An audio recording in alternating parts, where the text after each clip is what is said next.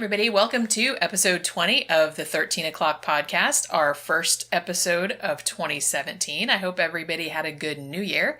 And to kind of celebrate our first episode of the new year, we actually have a guest on this one, which, as you'll know, is quite rare. And what a guest it is. He's an awesome guy. His name is Steve Mera, and he's a parapsychologist that we've known for a few years, and I've written a couple books with him.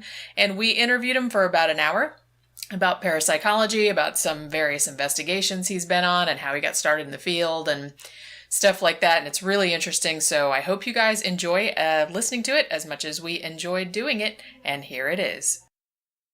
Okay, here we go. And we have a special guest today on 13 O'Clock on our 20th episode, first of 2017. Yep, good friend of ours and a partner. Yes, that's right. Mm-hmm. And it is parapsychologist Steve Mera. So, hi guys. Introduce yourself. Hi, great to be on. Yeah. Steve is a field parapsychologist. Can you tell us about field parapsychology, Steve? Yeah, I mean, well, parapsychology for most people is just a word, but what it really entails of is the workings of paranormal research and psychological research coupled together, which is referred to as kind of paranormal, parapsychological phenomena. Some people work from universities. A lot of parapsychologists in the UK work from set establishments, and conduct research programs. For me, I'm more a field parapsychologist. I'm out in the field, analysing and investigating events as they happen and unfold. Hopefully for me to bring enough evidence back to provide the establishments with enough data to consider paranormal phenomena taking place. So it's kind of split. You know, parapsychology is kind of split down the middle between those which are, you could say, are more activists in the field and those which are researchers from establishments. Okay, so an activist is a guy who's out there he's investigating. A researcher, he's reading other people's books. That's basically what's going on. Well, that's pretty much it. I mean, for the research side, what we tend to have is continued experiments, target experiments such as PK, psychogenics, premonition tests, all sorts of different things, which might take place over research programs at universities. A lot of research is done from, yes, people that have considered doing work in the field before and documented them findings, and other people research that and read it. For me, it's more hands-on. It's about being there, experiencing phenomena, examining it. Is it real? Isn't it real? For me, it's more sort of get out in the field and do it, as opposed from read it. Yeah. And when did you start parapsychology? When did you get involved in it? Well, I started off in engineering, actually, many years ago. I was an electrical engineer, alarm security engineer, went to telecommunications. And then I worked for contract work for NATO in the UK, that RAF base in Essex, for a short time. Before, I still did sociology, a little bit of counselling, and then I obtained my psychology pre-degree and then degree at Manchester University. We're talking probably about 20 years ago now. I went on to do, I think it was 5 parapsychology courses. They vary different, depending on where you get them from. I did a couple from the US, I did some overseas, and I did some from the UK. And they were vastly varied, regarding the data and the information they were providing. But I wanted a general scope of what people considered what was parapsychology, what are the paranormal attributes to that research, and kind of just get a general feel of where everybody was coming from. Because of what I realised very quickly is that, to be honest, not many people really know exactly what it consists of. They're aware that certain things take place, and that is why parapsychology simply exists. But when it comes down to the fundamentals, how does it work, why is it happening, there's still a real lot of question marks regarding that. So when did you actually start to investigate this stuff, the paranormal? Well, I first investigated aerial sightings at first, UFO phenomena. That was back in 1983, April of 1983, was my first investigation in Liverpool in the UK. But as time went on throughout the late 80s and into the early 90s, I couldn't help notice the psychic ramifications of many UFO experiences, where they sometimes are paranormal attributes. So it kind of led me into the paranormal. It'd be ignorant if I was not to consider paranormal phenomena within some of those experiences. For instance, people report the alien abduction phenomena example. People often report paralysis during those experiences. They're no different than the paralysis which is reported during paranormal disturbances. So there is these undertones where you've got these crossovers, these connections between two phenomena. And I wanted to study more in the field of paranormal. And of course, once I opened that door, then that's certainly the complexities of the paranormal outweigh ufological phenomena 10 to 1.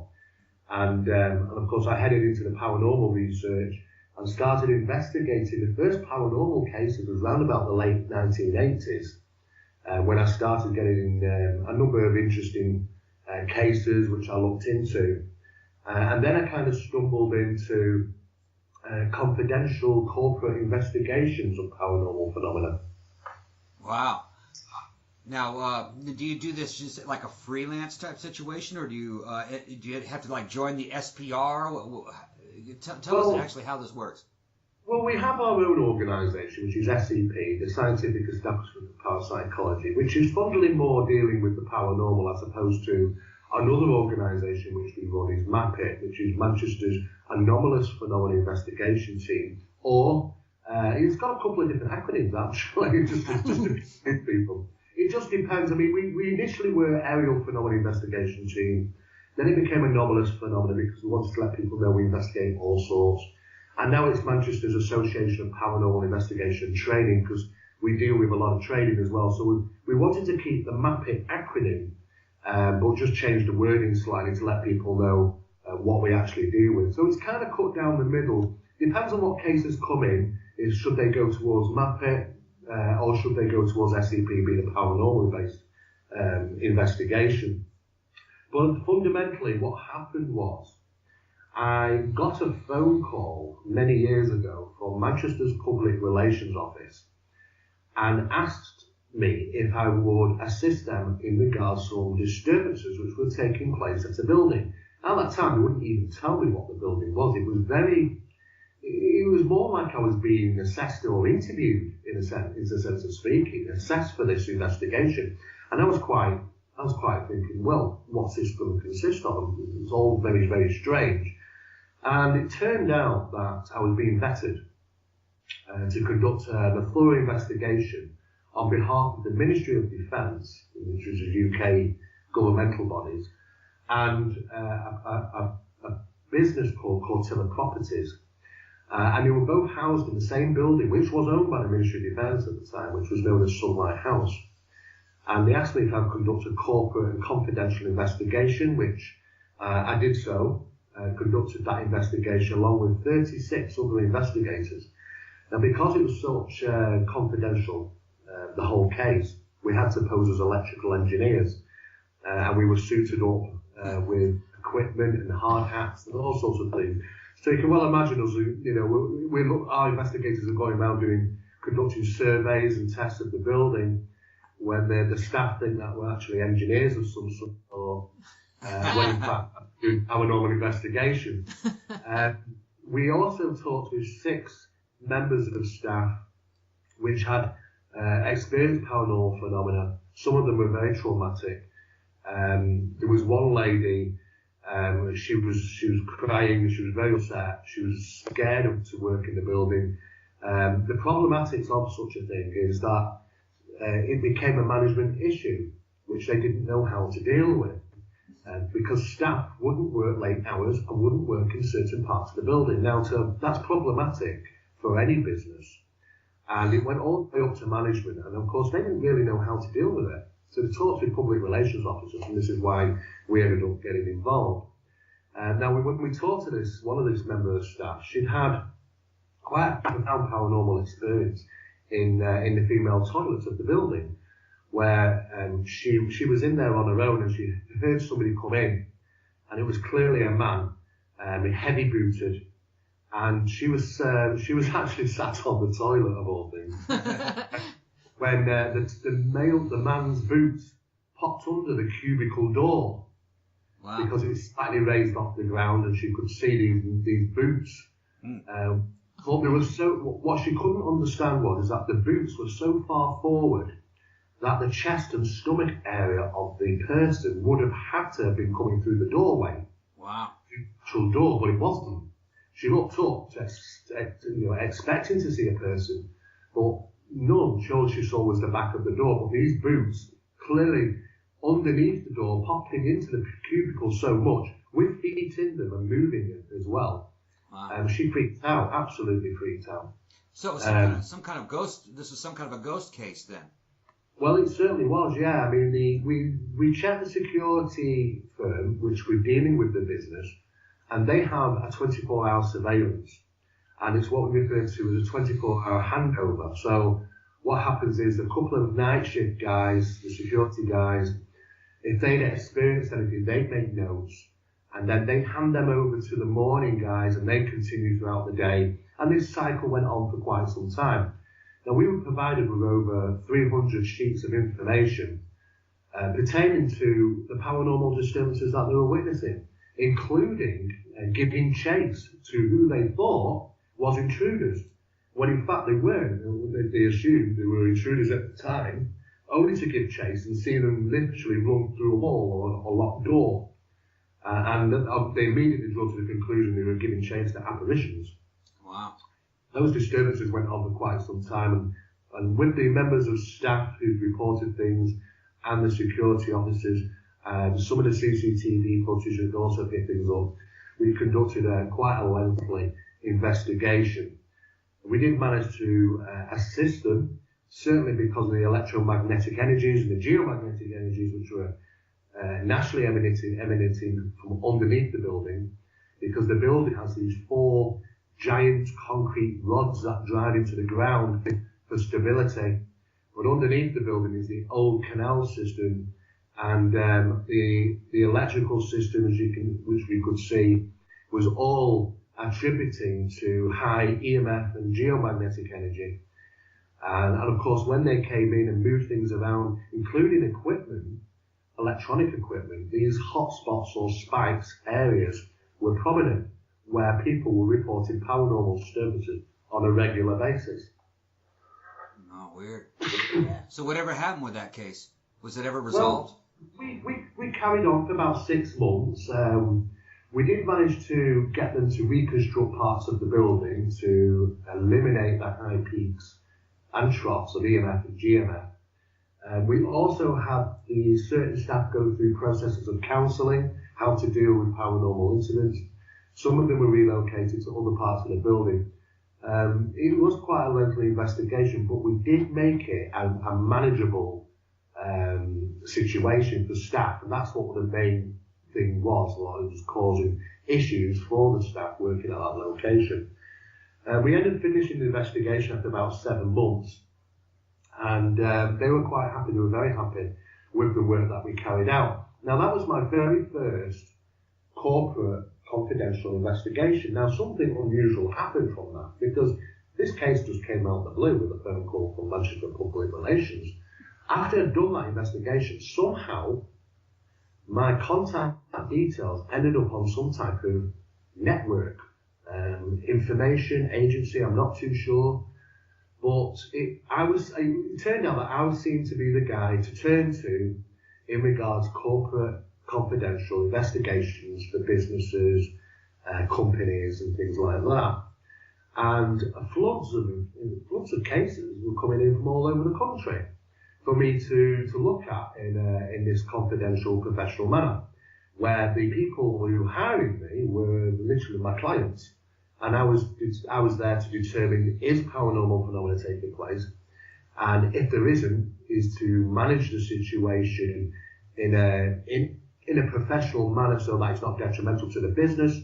Or if there is paranormal phenomena taking place, then also to be able to try and manage that and deal with that in regarding making sure that the environments are better for staff, and the whole situation, the whole bundle.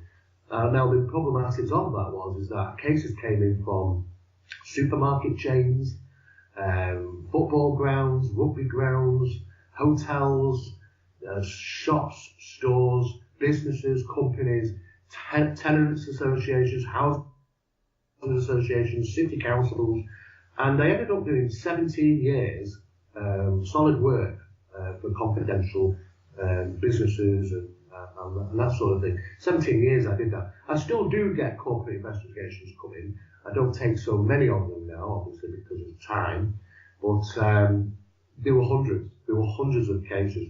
And they were very high profile, some of these cases as well. So we had to be highly confidential about some of the things we were working with.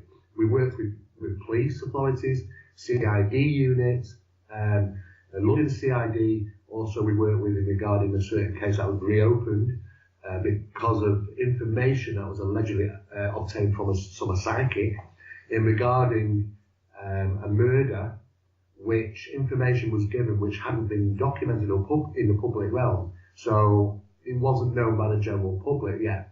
This information was obtained and put out and given to the police, and that was enough for them to open the investigation and call us in to assess what the situation was. So we have dealt with a lot of different types of cases on a corporate side of things, but we do still do residential investigations. What we don't do is we don't go to stately homes and haunted pubs. Apparently the UK is full of them. We don't tend to get involved in those sort of things. We get involved in cases where it needs our assistance. The most frequent of cases reported to us are usually hauntings, but the amount of what we actually take are very low. We're very, very choosy about the investigations that SCP undertake. Normally there has to be an urgency or trauma is involved, or there's numerous witnesses, there's lots of witnesses on quite a number of evidence, or it's basically it's very prominent in the media limelight. One of those 5 scenarios. We don't just we just don't go running to people's houses should they report something that goes bump in the night. A lot of analysis takes place, a lot of psychoanalysis in some cases where we talk with the witnesses to determine does it even warrant an investigation.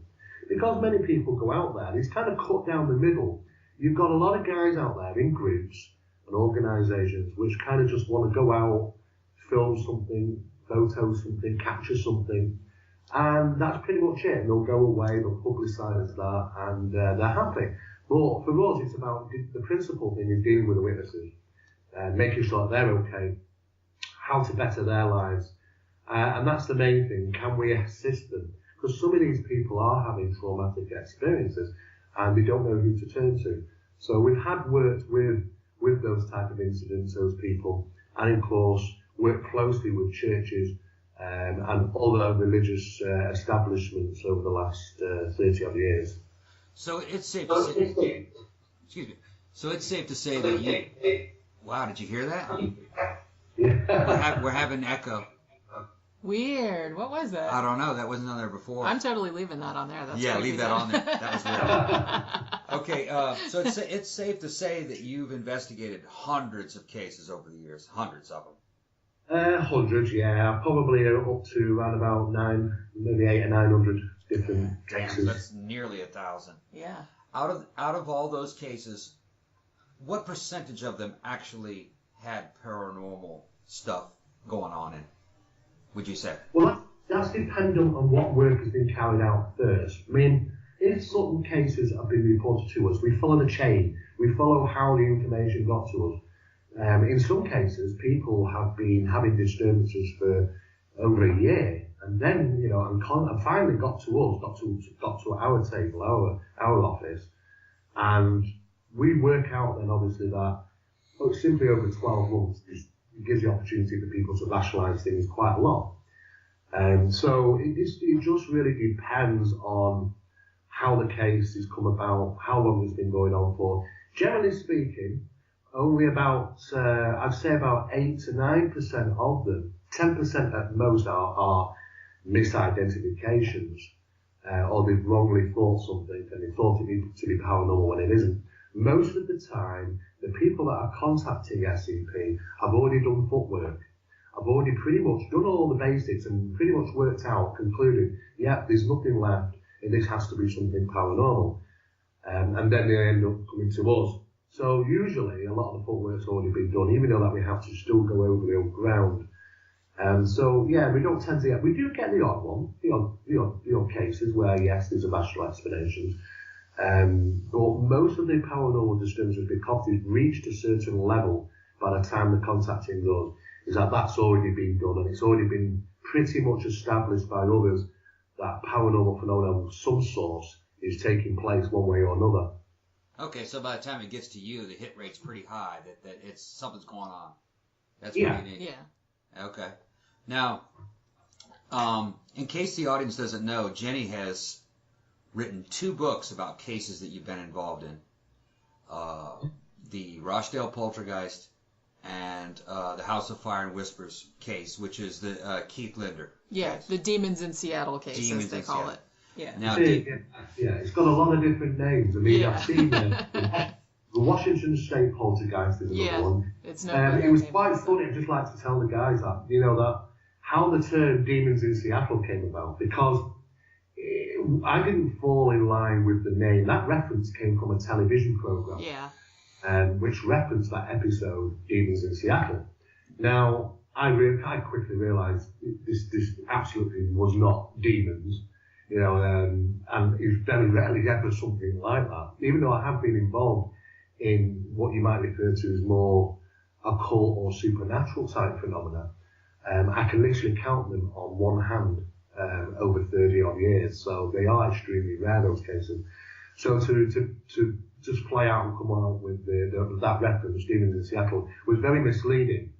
But what we were dealing with, as it states in the book, we were dealing with a poltergeist infestation, but also haunting as well, which has kind of wrote the rule book a little bit on. I mean, I'm not the only person to have come across these incidents where there seems to be a bit of both sides, poltergeist and haunting type phenomena. But it's never been recognised officially. We've always been thought to divide the subjects, when in fact, I think what's probably best for any investigator is just to say it as it is, report it as it is, because sometimes terminology and these subject brackets that we make can be inaccurate, and I think sometimes there are a combination of phenomena taking place in cases, and we wrongly force them into these wrong brackets. So for us, we did call it an interactive haunting with some poltergeist infestation type stuff going on there. It was an extremely profound case. One actually of the most profound cases I've actually ever investigated. Now, what's the difference between a ghost and a poltergeist, or a haunting and a poltergeist? Can you explain that to us? Yeah, sure. I mean, well, hauntings tend to be long-lived. They tend to go on for years and years, especially like places like in the UK. When we refer to a haunted building, sometimes it can be 100, 500, 1,000 years old. I mean, hauntings could go on for a long, long, long time. And it's kind of the opposite when it comes to poltergeist infestations. They tend to be short-lived. They tend to, they're accumulative, they're resourceful. So what they do is they carry on building and building and building upon phenomena till it reaches a peak value. Once it reaches a peak value, then it seems to disperse. Now, it's what happens, how long it takes for that peak value to rise, to get to the top part, the peak, before dissipation. That can sometimes be several months, it can sometimes just be over a year. Poltergeist phenomena doesn't tend to last for very long. But what is interesting is that they are the most abruptive, the most destructive, even probably the most intelligent of all paranormal disturbances that take place. And it is simply different because poltergeist phenomena can be demonstrative. They can act up on the sunniest of days, where it tends to be hauntings tend to be a bit more, elusive. Incidents take place at night, the far and few between. It can be quite the opposite, the phenomena. But one thing is for sure, is that they do fall under the same heading as paranormal. As to what they are, is lots of speculation. Hauntings are often referred to as the haunting of a spirit that was once alive. As for poltergeist, there's different variations and different beliefs in regarding what they really consist of. One of those theories is that They are entities, an intelligent entity that has never been human, or a fallen angel. I've even heard Gentian type encounters, all sorts of things. Nobody really knows what poltergeist phenomena really consists of, but it does seem to be quite a clear divide between the type of phenomena that's reported between hauntings and poltergeist infestations. Wow, you started talking about ghosts and poltergeists, and we're getting the weirdest sounds coming over your microphone. Again, that's so weird. And now it's fading away. Yeah, it kind of sounded like a motorcycle engine, or like a hard drive kind of running, or a truck or something like that. It was weird. It is very weird. Can you hear anything on your end, Steve? No, it's all quiet, all very quiet here. Wow, that's bizarre. What time is it? Is it how are we doing on time? Should we take a break? We can do a break at the end. If you want to do a break now, we can. Why don't we do a break now? Okay. Because we're at the halfway mark. Okay. And we'll let that sound resolve itself. Okay. Okay. All right. So all right. I'm going to. Well, just give me some sound. Yeah. Some silence. Okay. So we'll be back in just a minute. It was a time when we raced to the TV Guide to see what was playing on Monster Movie Matinee that Saturday afternoon, and in some cities that evening. It was all about werewolves, vampires, giant lizards, and those great Japanese monster movies. Relive it all every week as Jim Adams and Mark Maddox bring you Monster Attack. Monster Attack takes a look at those classic monster movies that we all grew up loving. Join us every week on Monster Attack, exclusively on the Project Entertainment Network. If you're into cosplay, corsetry, steampunk, gothic, or rockabilly clothing, shoes, and accessories, then you must visit Subculture Corsets and Clothing, either online at www.subculturecorsets.com or drop by their store at the Avenues Mall in Jacksonville, Florida, located a half mile off I-95. Tell them you heard their ad on Project Entertainment Network and the 13 O'Clock podcast and receive a 10% discount off your entire purchase. Or when checking out on their website, use the discount code 13 O'Clock and receive a 10% discount on your entire order. And if you're a full-figured girl, don't worry. Subculture carries sizes 4 through 4X, and they have men's clothing as well. That's subculturecorsets.com and use discount code 13 O'Clock for a 10% discount. Go check out their website now, subculturecorsets.com, or when traveling through Jacksonville, Florida, stop in and check out their store at the Avenues Mall. Project Entertainment Network presents Buttercup of Doom with your host, Kelly Owen, just a girl who writes horror and thriller fiction, talks to bugs, jumps in puddles, and now hosts a weekly podcast full of opinions, advice, and a touch of gypsy wisdom. Whether it's current affairs or social media nightmares, join me as I rant and rave and offer up a big old bucket of common sense. Wednesdays on Buttercup of Doom.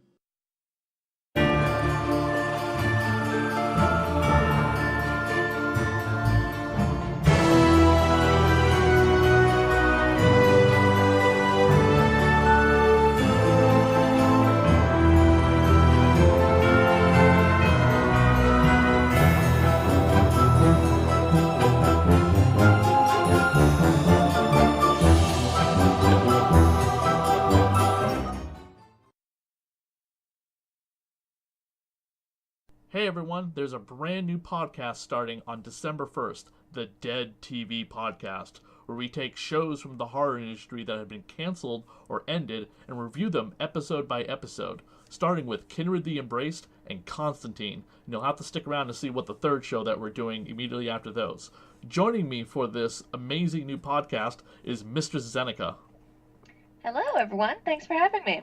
Mistress Zeneca is an event hostess of kinky, geeky, and sexy parties around the Philadelphia area. She has a flair for the dramatic and is passionate about zombies. She also teaches on a wide variety of BDSM topics, including high protocol. In fact, you can say she wrote the book on it, which you can find on her website, www.elegantlykinky.com. Thanks so much. I'm happy to be here. Chris is a longtime horror fan and turned that love of horror into an almost decade-long radio show called Radio of Horror. He wrote a children's Halloween book in 2012 called Give Me Something Good to Eat, and has a comic book forthcoming where he gender swaps the entire cast of Dracula. Looking forward to that. On the side, he also makes short horror films in Massachusetts, so how could I say no? And you can get all the updates about our podcast on our Facebook page, the Dead TV Podcast, and eventually a forthcoming Twitter page as well. So stay tuned for the first episode coming December 1st.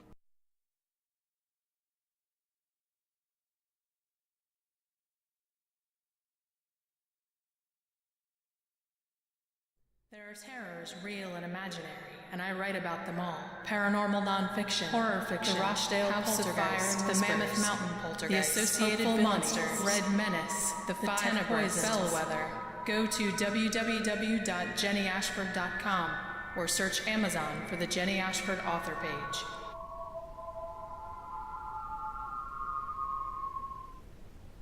Okay, we just covered the difference between ghosts and poltergeist. What would be another?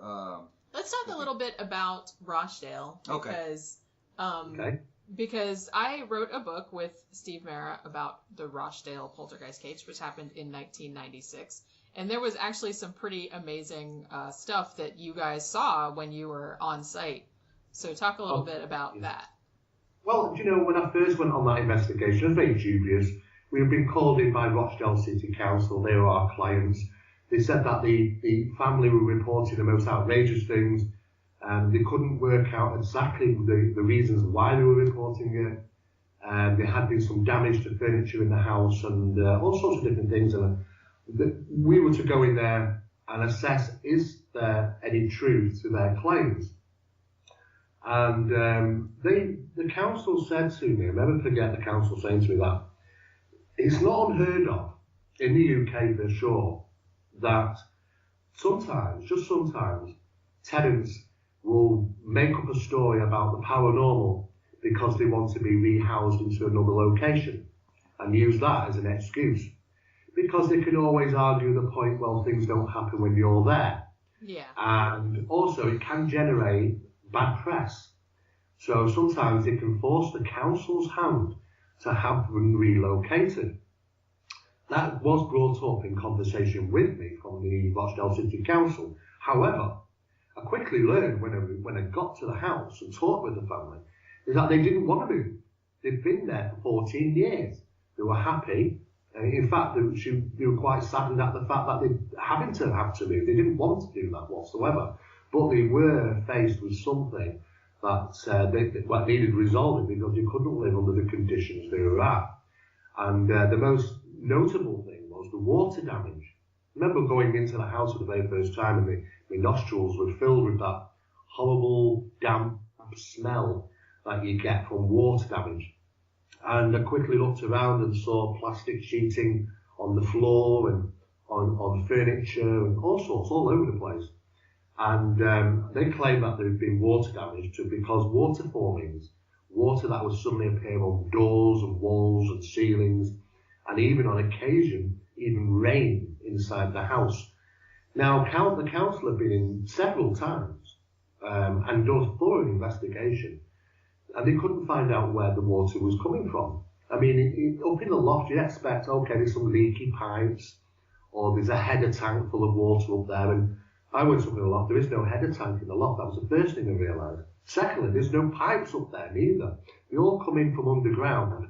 It's a prefabricated bungalow with a hard floor, and were initially built as temporary homes during the Second World War, but we kind of became permanent residents.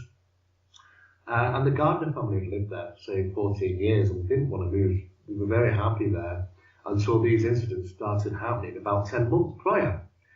Now, because the council couldn't find any rational explanation, they only could assume that the family must be throwing water around themselves.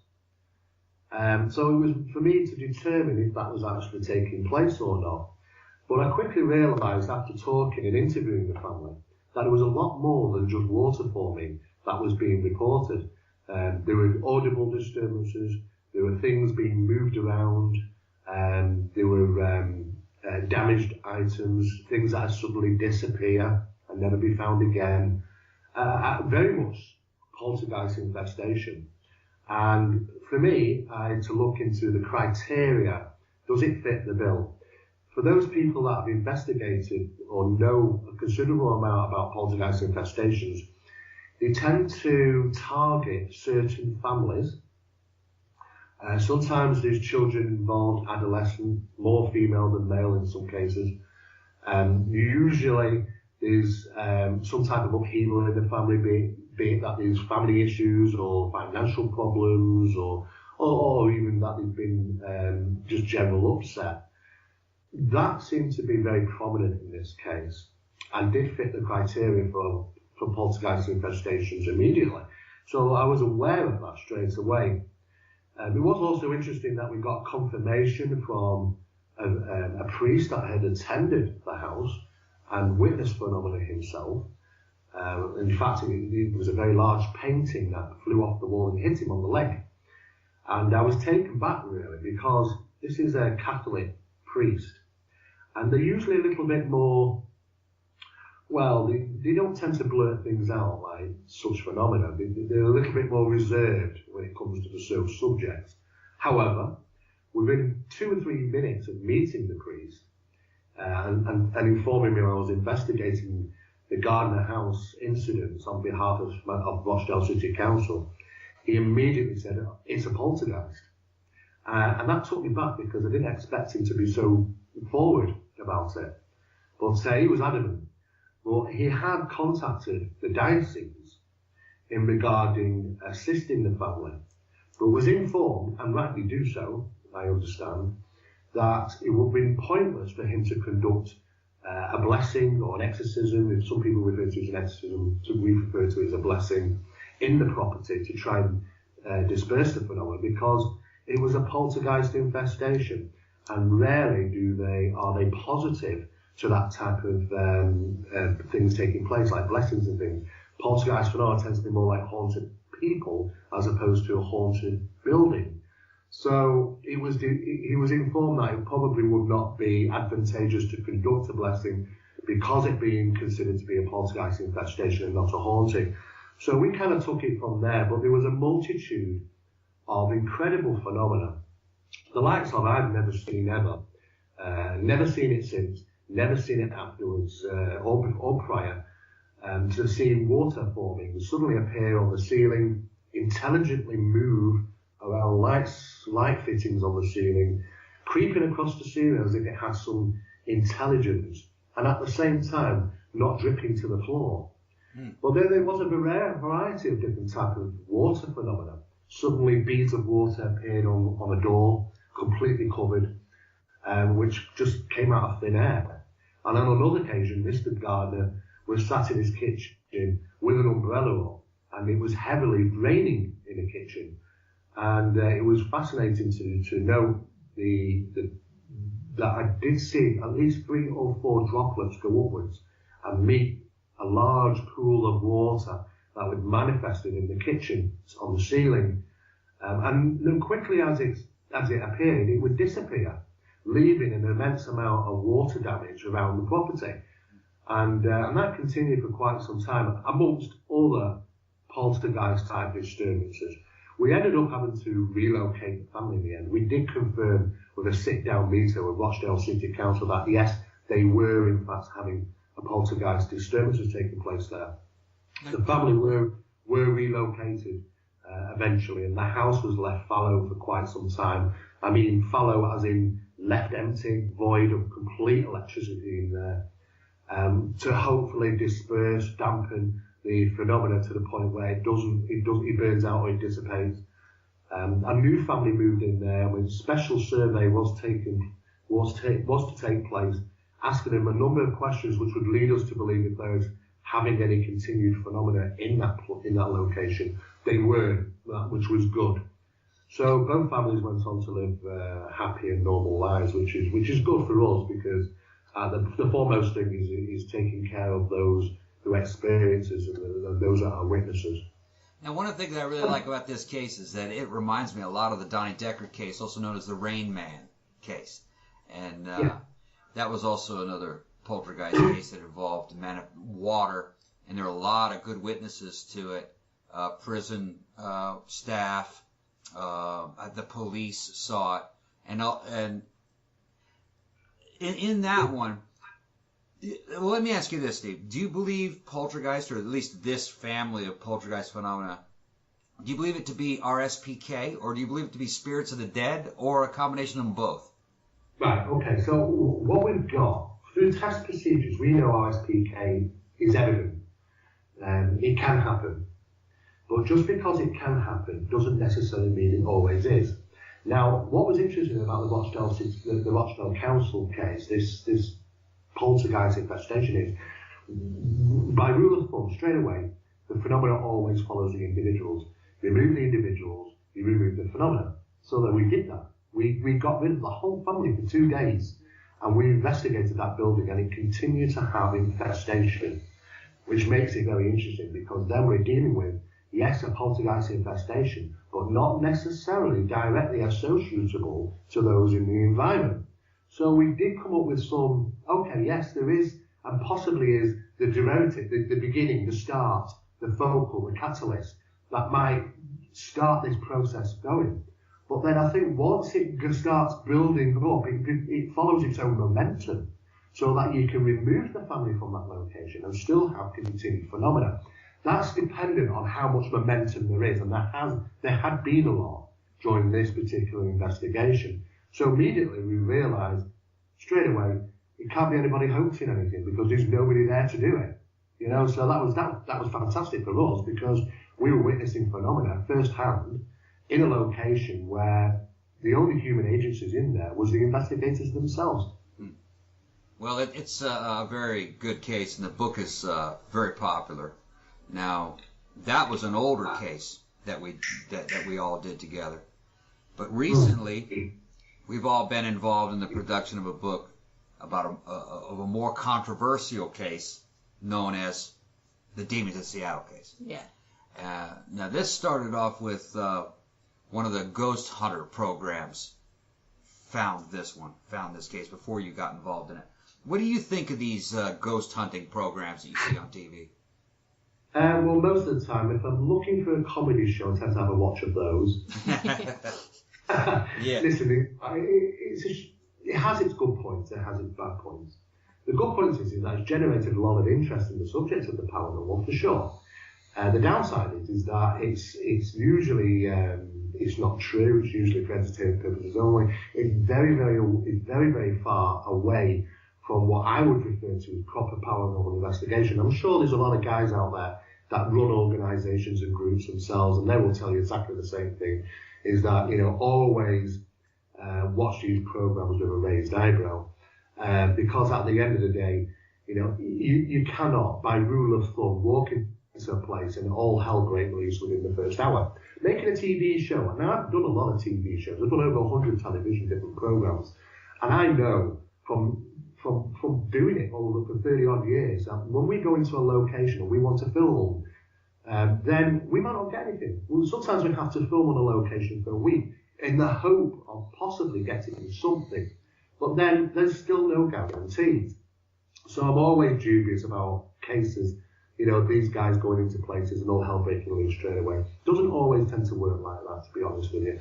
But it also brings forward, it's an opportunity and a benchmark, these programs, to bring forward the latest gadget technology in ghost busting and ghost hunting. Now, unfortunately, you know what, I've always said this to people, it isn't the equipment, it's the hands it's in. That's all I can say about that. You know, it's all dependent on who's using it and not the equipment itself.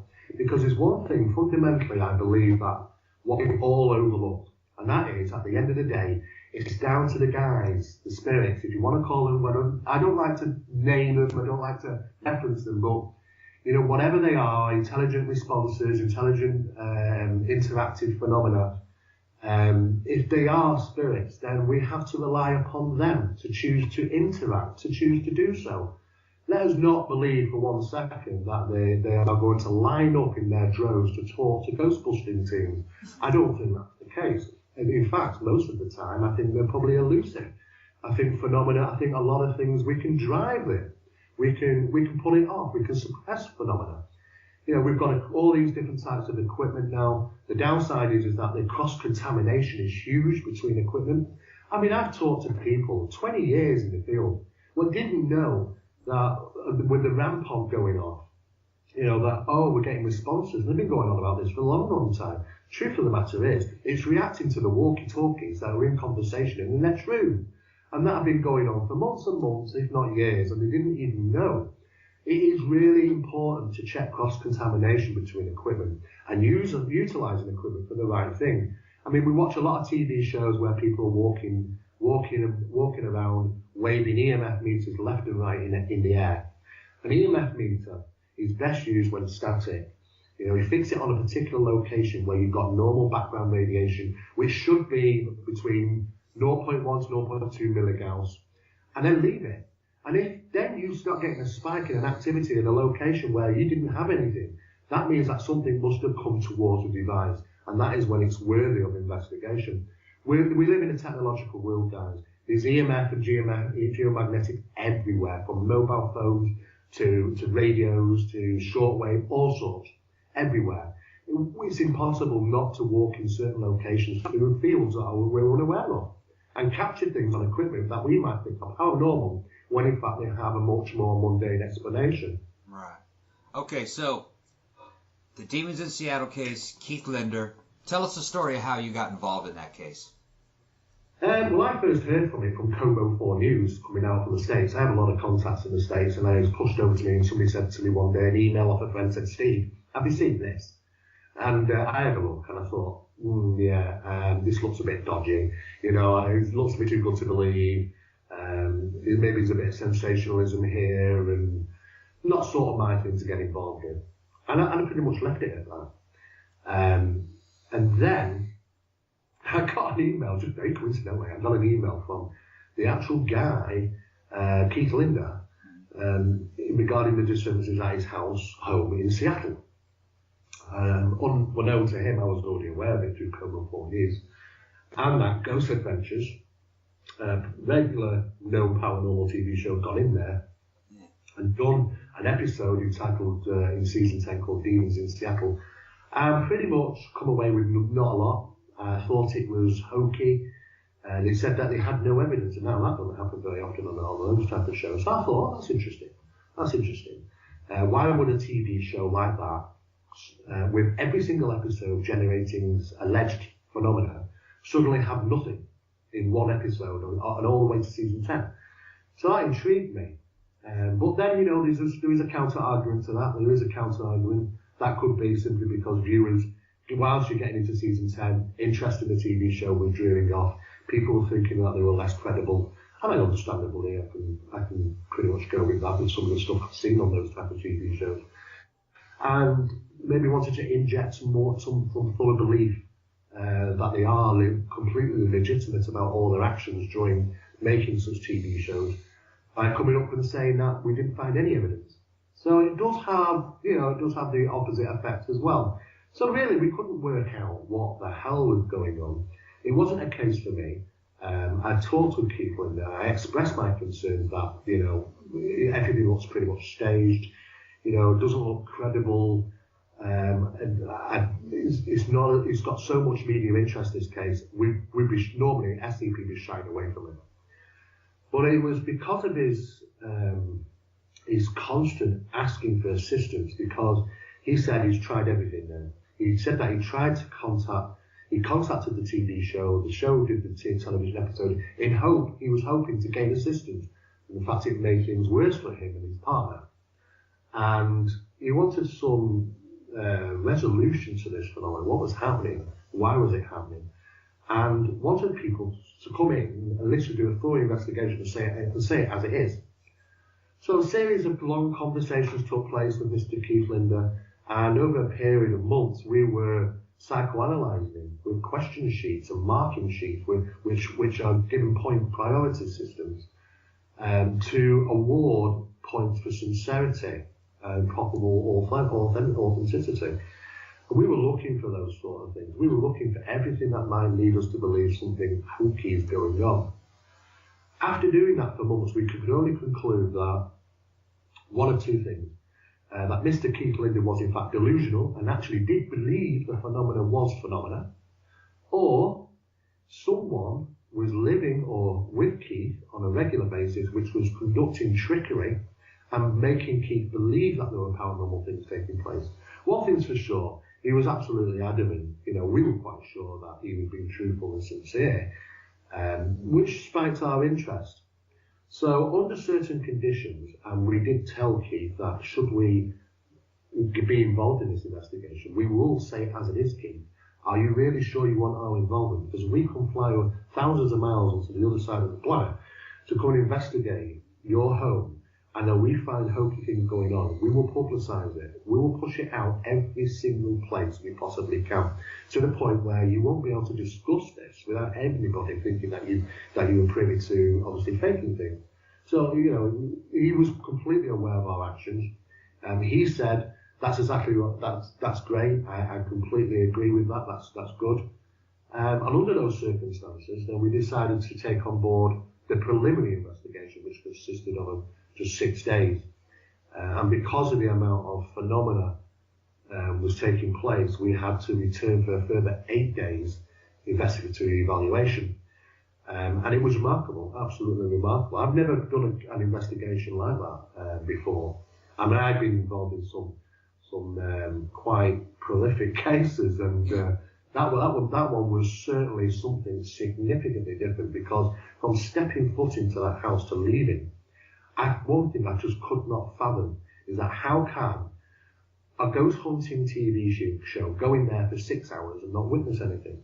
Well, there was always that probability. 6 hours is only 6 hours at the end of the day. However, we were there for 2 weeks, and I'll show you, I came back with sleep exhaustion, and that is simply because of one reason, and that is because phenomena were taking place so regularly, I didn't want to go to sleep. Yeah. What exactly did you see, Steve? Well, it's the first things that I experienced with audible phenomena, things being banged and moved around and that sort of thing. Then there was the sound of somebody walking around. I actually even gave chase to one man. It was quite funny because it seemed to react to me chasing it and ran off. So it was kind of a cat and mouse situation, and that was really quite comical, actually, when you look back at it. But it would seem that whatever it was were highly interactive, highly intelligent, to the point where they were trying to assess the equipment that we were using. And it was only because we changed the process of our investigation after 48 hours of starting the investigation in the house that our results seemed to multiply, because of the process of the investigation was completely changed. We ended up doing something that they probably weren't aware of. I mean, this is the problems of this type of cases. Other people have been involved. Other organisations and groups have gone into Keith prior to us going in there, and they have said to Keith, "We caught this, we got that, we photographed this, that." Now, we were presented with a mass of information. Now, the downside to that is that we have to only judge and make note on what we did whilst we were there over that period of time. We can't completely say for sure anything prior or anything afterwards was authentic, because there's always going to be maybe somebody might go in there and come up with something and said, "Oh, this happened," and it might not have happened. We are aware of that. So that was a really problematic thing for us during that investigation.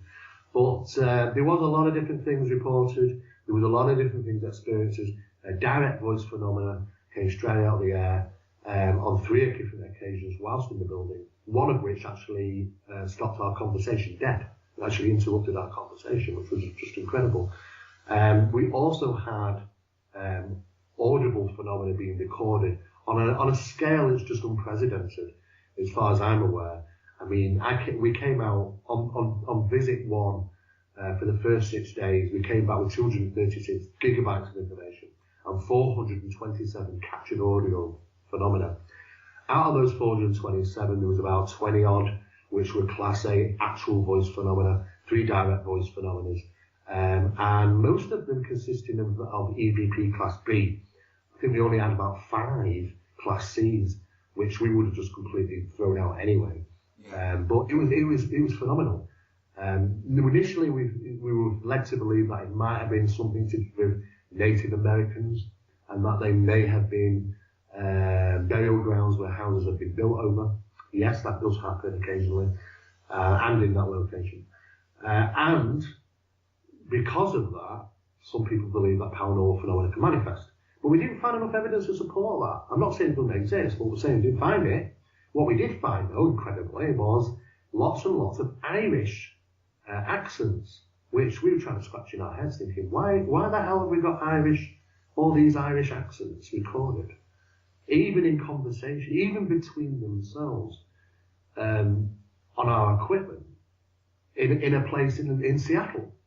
And of course, it was only further research that provided that information when we discovered afterwards that a lot of Irish have been brought over from Ireland to work in locations of Seattle to fell trees and make way for building projects.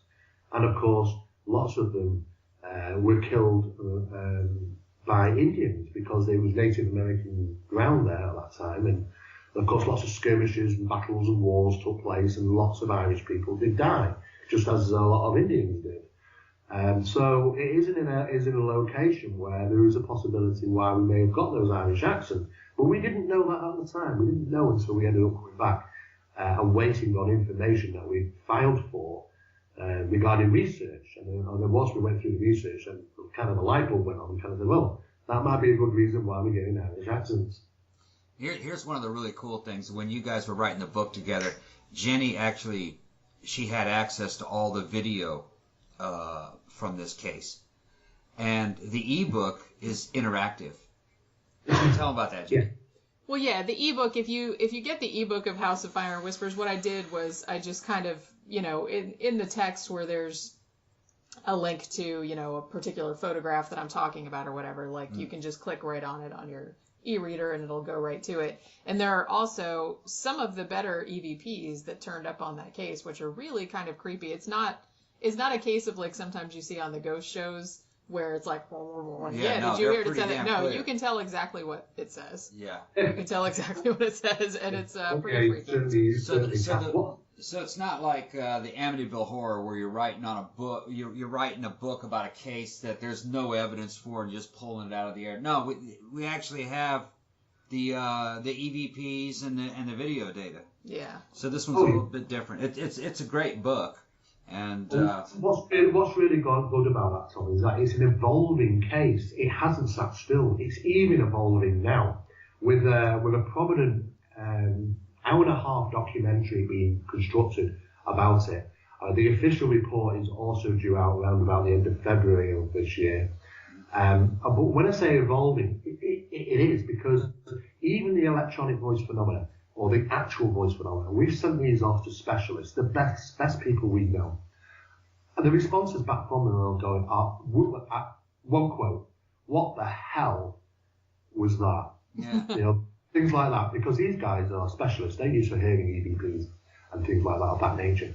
And they're coming back to us and saying, "I have no idea what the conversation was. I have no idea what you recorded. It does not fall under normal characteristics of EVP. It does not fall under the characteristics of frequency.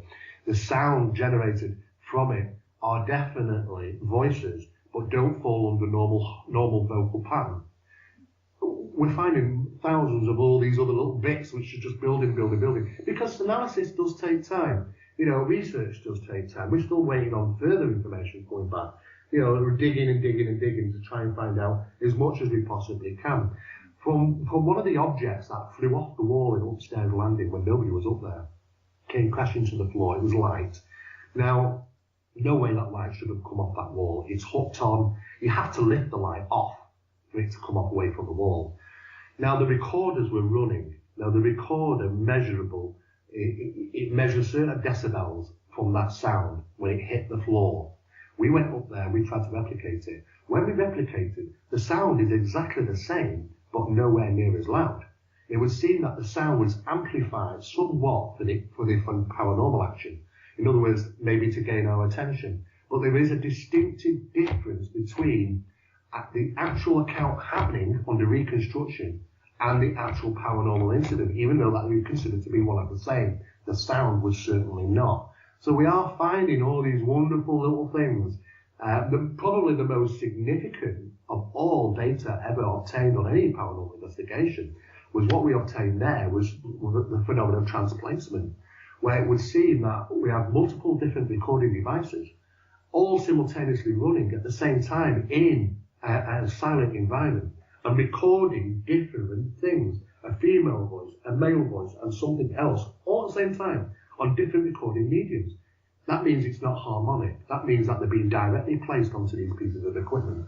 And if transplacement can happen, and we did come across DVP, direct voice phenomena, on 3 occasions, that would also consider that, can transplacement be of a psychological or a physiological condition? We were heading into research into, people with cochlear devices which have had problematics with their ears and hearing since birth and are deaf. And these cochlear implants, which are placed into the brain, allows them to hear things bypassing the eardrum. Now, if direct voice phenomena can happen and you can hear it, how sure are we that it's actually harmonic and it's rattling our eardrums? Or is it transplaced to us, just as they are in these pieces of equipment? So that's a massive parapsychological breakthrough just in the field of paranormal mechanics there, which has come from this one investigation. So it really is leading the way. There's a lot more to come about this investigation to come over the years. I'm sure we're going to be finding out more and more from the analysis that all the data that we collected over a 2-week period. Fantastic. So you're also involved with Phenomena Magazine, right? Yes, we have. I'm an owner of Phenomena Magazine, which is a monthly magazine. It comes out in the UK at the end of every month. It's free to download at phenomenamagazine.co.uk. The magazine covers pretty much everything, really, all sorts of things, from things going bump in the night, from people seeing strange lights and all sorts. So it's one of those magazines that seems to cover every aspect of anomalous phenomena. And it's free to download every month. I think we're into issue probably about 80 or 90 now. But what is good, all back issues are free to download on the website as well. And that's phenomenamagazine.co.uk. Okay. So, what you working on now, Steve? Are you working on any new cases or what? Well, the Seattle case is always ongoing. We're still working with analysts at this moment in time. We actually are going over to meet them in Ireland within the next few months, so that should be interesting. We are also got a number of investigations to do in a location called Staffordshire in the UK. 3 investigations regarding a mystery. Actually, it's never been solved regarding a possible serial killer. So we are actually, it's surprising what we get involved in, but there is some paranormal phenomena associated to the buildings. Apparently associated to the incidents that took place there regarding these murders. So we are going to be getting into that a little bit more over the next couple of months. But we've got a lot of things in the pipeline. We're currently doing this documentary. That should be ready by the end of February. We've had a huge amount of interest from the US in regarding the House of Fire and Whispers documentary. And basically it's going to clearly show you. It's not going to be one of those shows with all the bells and whistles like a Ghostbusting or Ghost Hunting TV show. It is a science-based program. It is about true paranormal phenomena and statistical analysis, on-site analysis, and how to obtain it and what to do with it. And it will actually show you firsthand the evidence that we captured from a shadow apparition that was phantomly caught to audible phenomena. In fact, discussing, I don't know who these guys are, but they're discussing amongst themselves as to what equipment we're using. It's absolutely ridiculous. I've never seen anything like it in my life, and probably will never ever come across something like that again. But it's all going to be included in the documentary for people to see and hear for themselves firsthand. Fantastic, Steve. Anything you'd like to plug, Jenny, before we wrap up? Probably Fire and Whispers. We just want to tell the listeners that Steve and I wrote 2 books together about 2 of his cases: House of Fire and Whispers, which is about the Keith Linder case, and also the Rochdale Poltergeist. Yeah, well, that was about the Gardner family in 1996. That was the water poltergeist. That we were discussing earlier. And What else? That's about it. I think that's Yeah. all we have going on. Yeah, I think we're running out of time, actually. Yeah, we can wrap it up. Okay, Steve, well, thanks for coming on. We're going to have you back on soon, maybe quarterly, huh? Yeah, no problem, guys. There's always plenty to cover, always. Cool. Yeah, all fantastic. Right. Well, see you later, guys. Thank you very much. Bye-bye. Thanks again. And there you go. I hope you guys liked that interview, and we hope to have Steve Mera back on a semi-regular basis because, we are good friends with him, and he is a really cool guy, and he has a lot of projects going on, and you probably need to check those out. Phenomena Project and various documentaries and stuff like that. And also, if you like our show, of course, you can always subscribe. You can like us on Facebook. You can like us on Twitter. We're at 13 O'Clock Podcast. And also, if you go to www.zazzle.com/13 o'clock, we have 5 different t-shirts there if you want to check those out. And also, Project Entertainment Network, on which our audio version of our podcast is hosted, have a Patreon page. So go to Patreon and search for Project Entertainment Network. And if you could throw them a couple bucks, that would be cool. Supports us, supports the whole network, and supports all the other cool podcasts that are on there. So I hope you liked the show, and be sure to tune in next Tuesday. Bye.